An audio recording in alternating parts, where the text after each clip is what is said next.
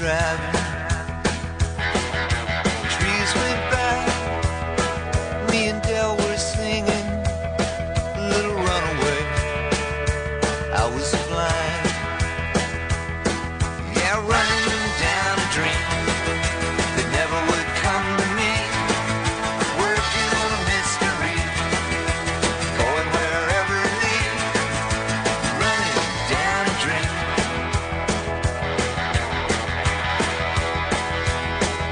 I felt so good, like anything was possible. Hit cruise control and rub my eyes. The last 3 days, the rain was unstoppable. It was always cold, no sunshine. Yeah, running down a dream that never would come to me. Working on a mystery, going wherever it leads. Running down a dream.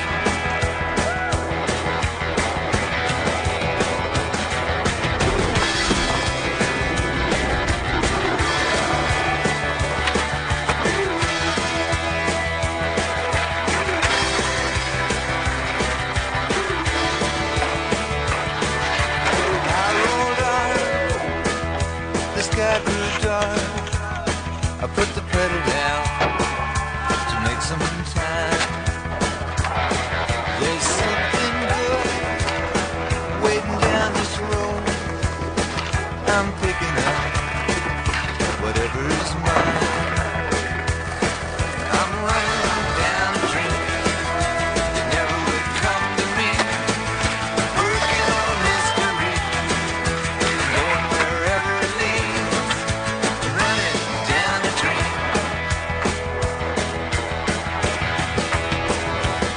Yeah, I'm running down a dream that never would come to me. Working on a mystery, going wherever it leads. I'm running down a dream.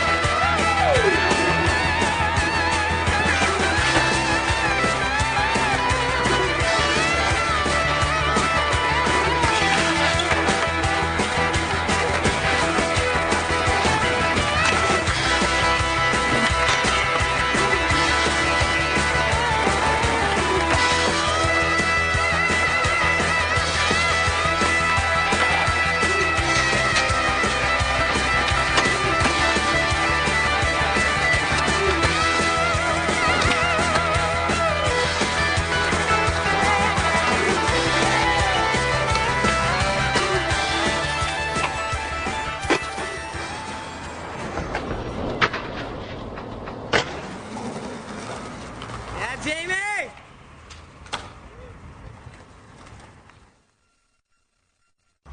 My favorite trip of all time I've been on so far would be my first trip to Australia. One of the first nights we were there, we decided to go to the casino. It was me, Moses Ikkonen, and Josh Freeberg. At the end of the night, I ended up walking away with $19,500 in Australian money.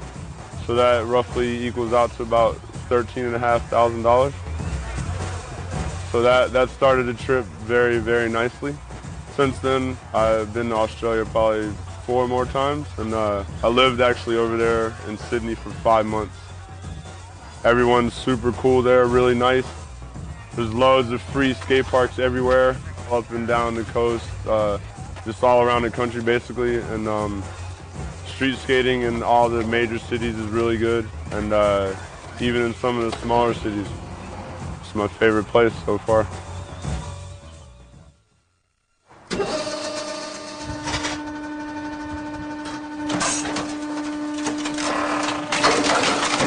The Junkyard Dogs started out with Ballard. Just call me up on my phone and tell me he has a project that he's got planned in a junkyard. It was like, okay. Kind of a nightmare when you do something like this. It's a lot of work. You got to do a lot of stuff, a lot of heavy lifting and all that. Yeah, we did a lot of building.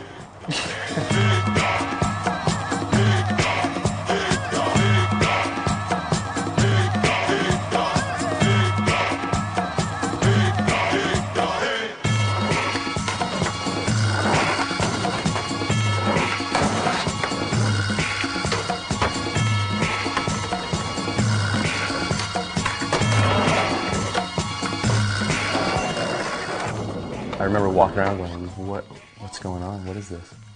And if I went around the corner and was like, oh my gosh. Day One was there, like Steve was there already, like just going ballistic. I didn't really know what to think. The roof to roof looked really dangerous. I was peeking in like, what? It didn't look that fun.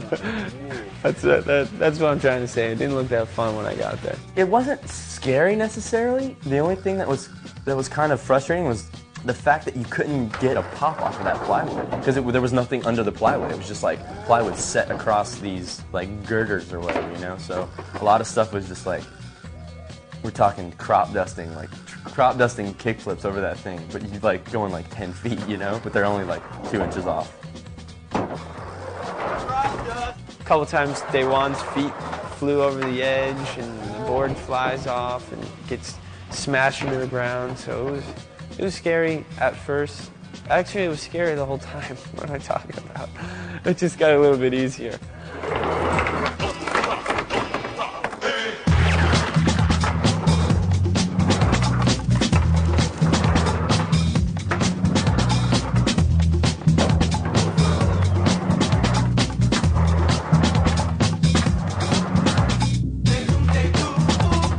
Day One fakie flipped it without hitting his tail. He actually like did the runoff thing where you miss and he still made it across.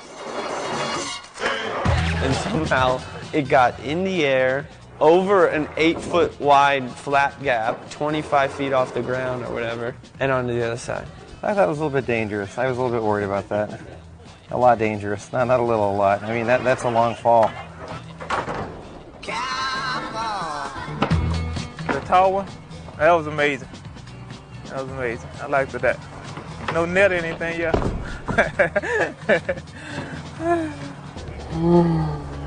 Jonathan McClenny and driver, wrecker, a little bit of everything, dismantling.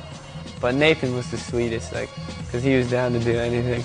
You could tell he genuinely really liked what we were doing.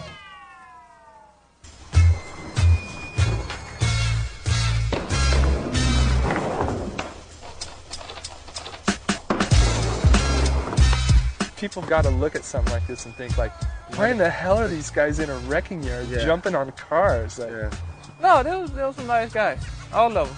The final result was good because we got a bunch of stuff, and it was actually ended up being fun when we set up the handrail that was made out of a flatbed of a truck or a bumper of a car.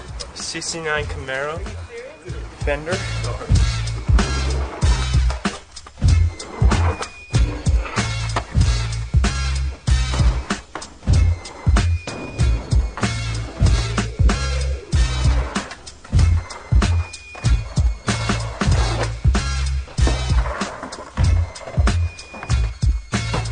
That car with the 2 jumps in the middle. It wasn't too far across, but it had a tranny effect, so whenever you did a trick over, you did float, but you caught a tranny on the way in. It's just more of a, it was just like skating on a pillow, man. It was so sick, dude.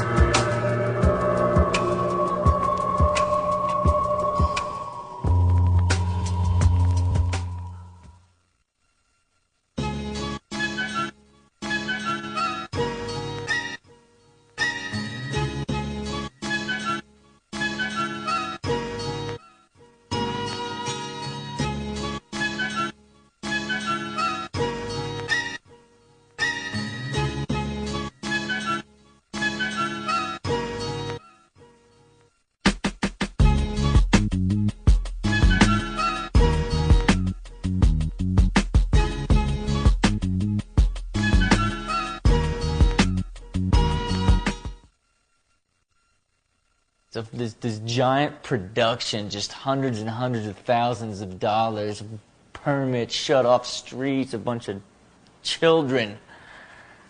You got to pull the trigger.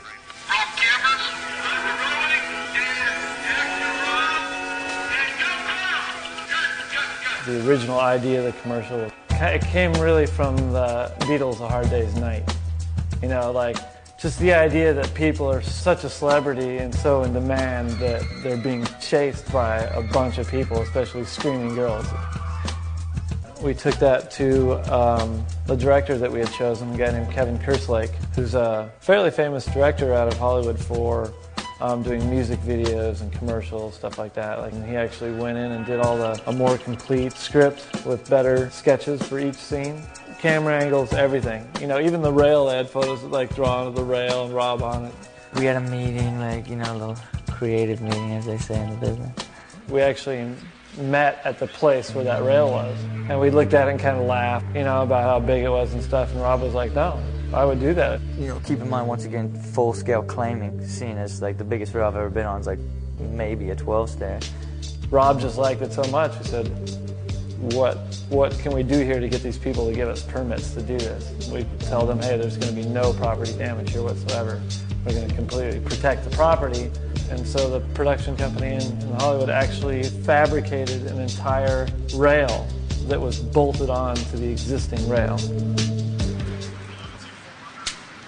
There's just, you know, all these kids, and so I gotta go walk and stand in front of them, you know. I'm just like, you know, what's up? You're chasing me. I know nobody here knows who I am. Like, I'm pro skater, you know, whatever. The first one is like, it's rolling, stand by. I took one push, and they just all started screaming, you know, like, ah! I just immediately bursted into laughter. Like, I had to just stop. I couldn't even believe it. The grand scale of the absurdity was just so much more than I ever even imagined. Like, it is like just high-pitched girl screams, like nonstop, over and over.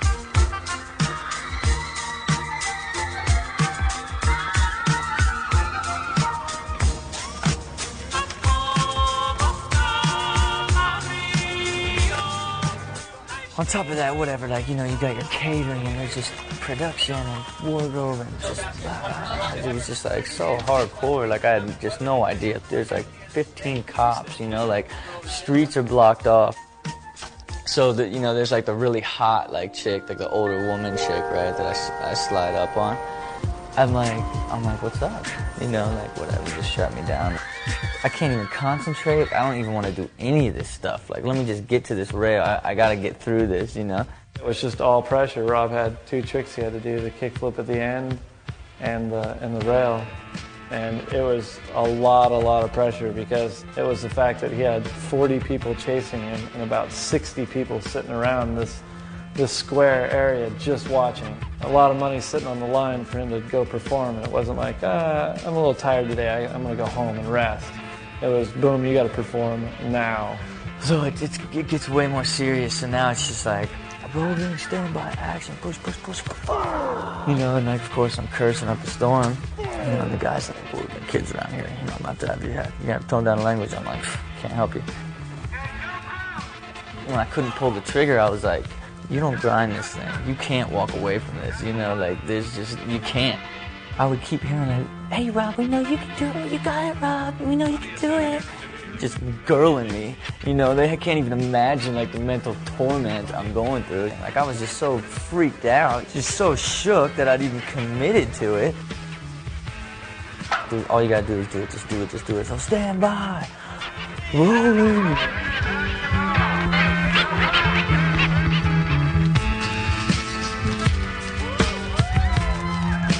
Just like, oh my God, like, it took all my heart and soul to commit, and like, I almost died. So I gotta climb back up there and start over.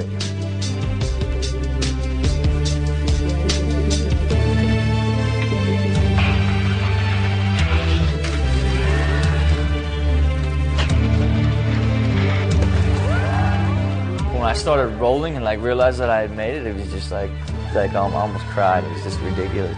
The pressure of all that and then actually be able to pull it off second try is pretty amazing.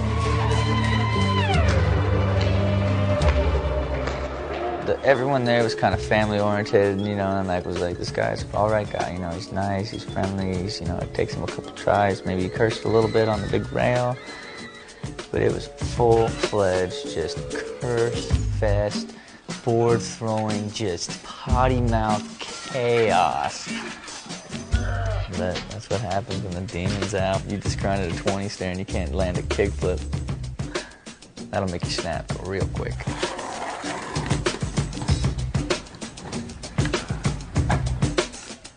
By the way, the last scene where Dyrdek does the kickflip off the trailer, we actually got Anthony to dress up like one of the construction workers. And if you really pay attention at the end of the handrail scene, Colin McKay is in a big white shirt running across the screen. It was fun just to go out and make a commercial based on, you know, the popularity of how I think the skateboarder should be.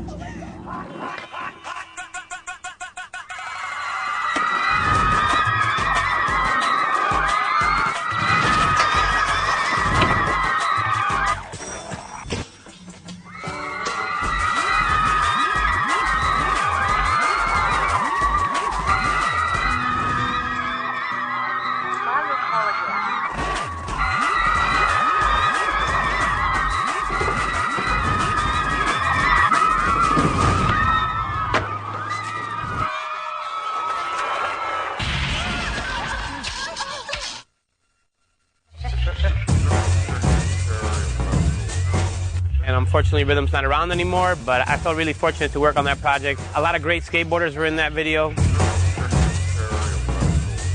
I feel the video was really well-rounded. It provided a lot of big skateboarding, a lot of technical skateboarding, Shanny skating like triple kink rails, Richard switch heel flip 5-0 on a bench. I skated some obscure stuff, a rail with a knob on the end. You know, we just wanted to portray the way we skated and the way we felt a video should look like.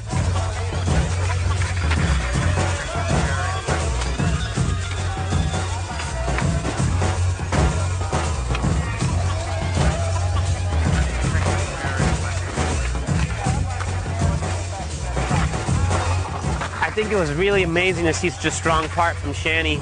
You could always tell when there's a good part when you could pop it in at any time, and it's still a great part nowadays. If that part would come out nowadays, besides his shoes and his t-shirt, you'd probably think it was him, you know, filmed it last month or whatever.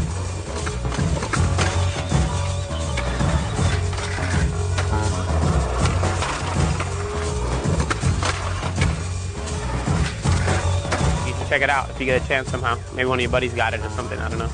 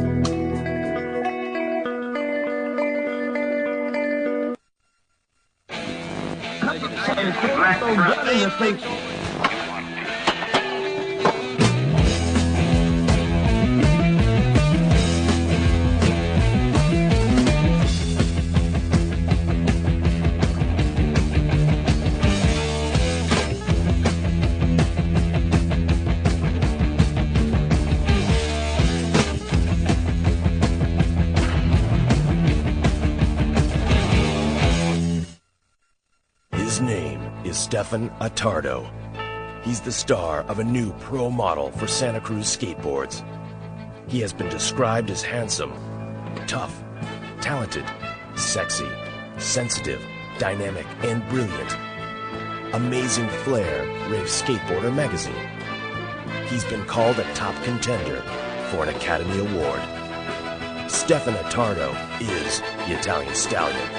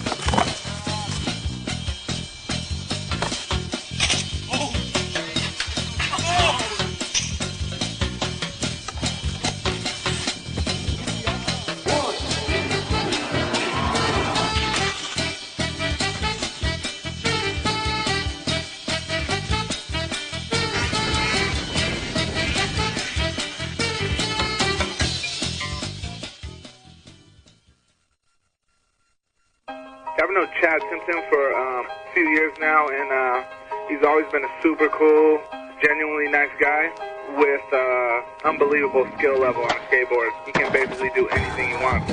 Psyched to have him on the team, and you can see Tim and the rest of the New Deal squad in the first New Deal video of the millennium, currently in production.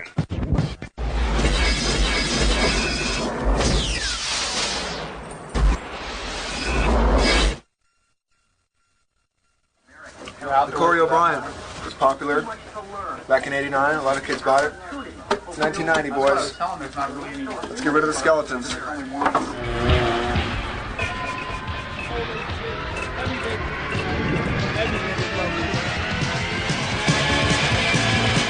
In the early 80s, skateboarding started off pretty slow. You guys got a dime? Shove off. But things picked up around 1984 as the skateboard craze boomed again. Companies like Paul Peralta, Vision, and Santa Cruz were the industry giants, while backyard pools and punk rock ruled the day.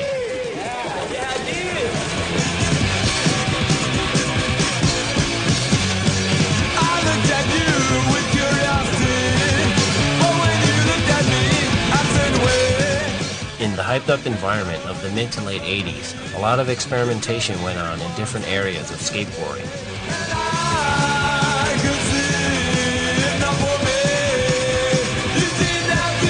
As the industry grew, some of the people within it began to question the direction it was taking. He had to deal with a lot of non-skaters. That was weird. That was one thing. That's a big thing. I think it was also just like the advertising and the style of marketing and the way all the pros were being used. It just felt really, for me anyway as a pro, I just felt like too much of a commodity. Basically, by the end of the 80s, it kind of got old. And there was a whole new breed of kids street skating, and there was bringing some new life to it.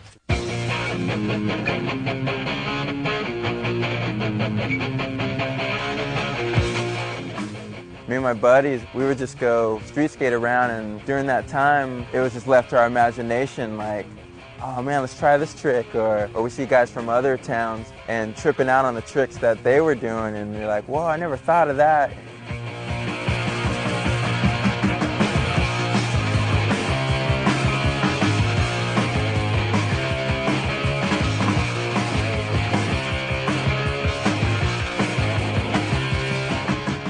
As street skating progressed, attention shifted away from the once dominant vert contest circuit. That was a huge shift, you know. Prior to that, contests were the most important thing, and if you didn't do well in a contest, companies weren't going to sponsor you. I just remember really feeling a big change as far as the way people saw things in skateboarding, because it was up to that point, aside from Gons and Nodis, the street skaters were just style guys, you know. Like Scott Oster was a serious guy. Scott Oster was someone that people respected as a pro street skater, and I would never say that he did anything that impressive, you know. But he had good style, you know. He was sick, and those are the guys who won the contest.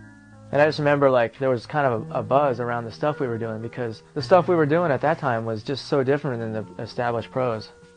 For instance, the Moonster contest, I remember nose grinding the rail, and that being the most amazing thing to the crowd and to the other pros and stuff. Wow, because up to then, the contest rails were a 50-50 and or a board slide was the thing to do.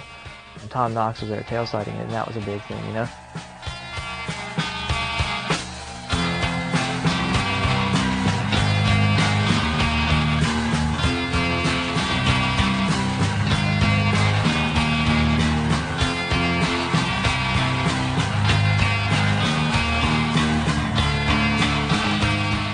I think not only were the tricks and stuff in the 80s coming to a head, just, you know, the old school to the new school stuff, I think that the industry itself needed to be revolutionized or sparked up too, because it went kind of crazy for a while, kind of killed itself.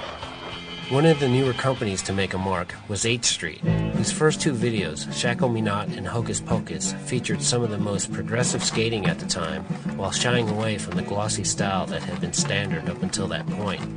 The quality of the footage is so bad. It's still a good video. The skateboarding at the time was amazing, so there was nothing you could say about it. I think that had a lot to do with just that it's just easily accessible, you know? You're just look at that cheesy-ass footage of some guy hucking some crap over a ladder. And I had the same size ladder in my yard, and people, I think, could just pull it out and try to hook it up immediately.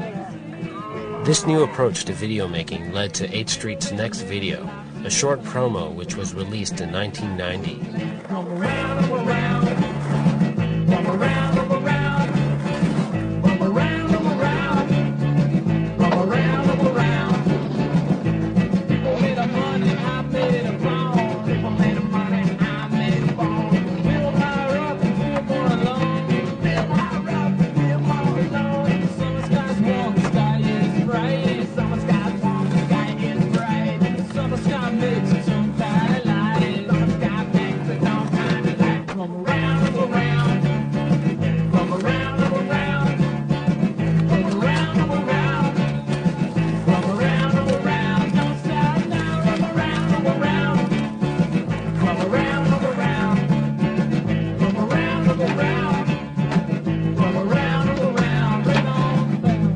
Those guys just kind of brought it to a new level. And all of a sudden there was a whole new genre of stuff to try and kind of go berserk on. So obviously people being creative as skateboarders are, whatever, it turns all kinds of crazy ways.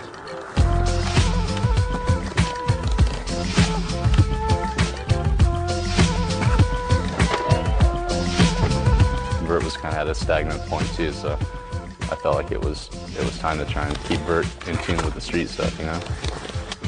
I remember I learned him off the hip on the street course at skate camp. Kick with minis off the hip, and I was like, this has got to be possible on Vert. Once I started trying to flip him and grab him, I was like, if I can catch it and hand it, it's definitely possible. That was when Vert, I think, took even a whole nother turn, starting to incorporate full-on street tricks into the Vert.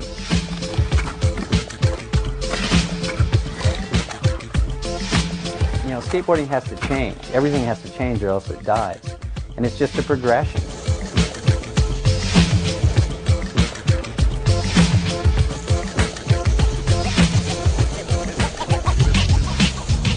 During 1990, everything within skateboarding was beginning to change. All of a sudden, all these skateboarder-owned skateboard companies come out. Several new companies were formed around 1990, including Alien Workshop, Black Label, Foundation, New Deal, Planet Earth, Real, Lined, and foremost among them was World Industries, headed by a controversial former freestyle and street skater named Steve Rocco. He was gutsy, but he's also smart and did a lot of smart moves. And I think he was pretty successful in that he made the big companies look like bad guys. As the skaters continued to run the business, function became more heavily emphasized, putting an end to many 80s trends such as wildly varying board shapes. You can tell, I mean, everything all of a sudden became really cool all of a sudden, right? I mean, everything, like the wheels got small, everything kind of started looking cool, like the way you wish it would have been for a long time, you know? With all the new changes came a whole new generation of inspired skaters, also producing a number of influential videos. Hey, fellas, how's it going? This is my friend Al. Hi, how's it going?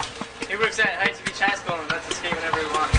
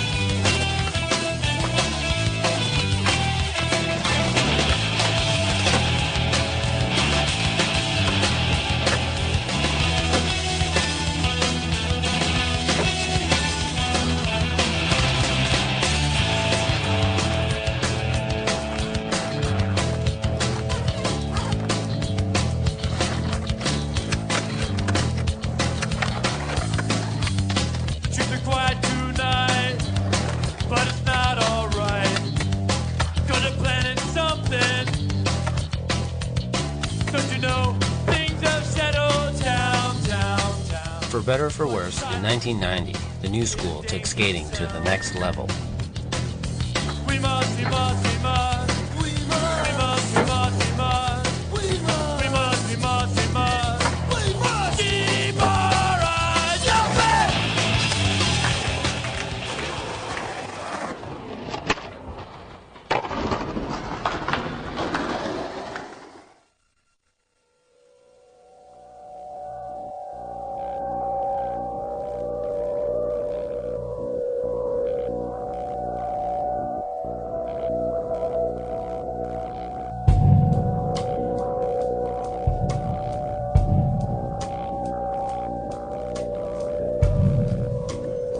Do I look nervous?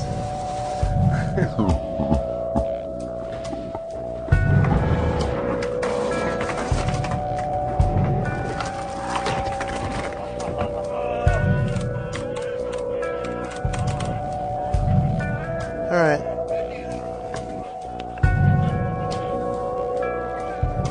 What are they going to show this on?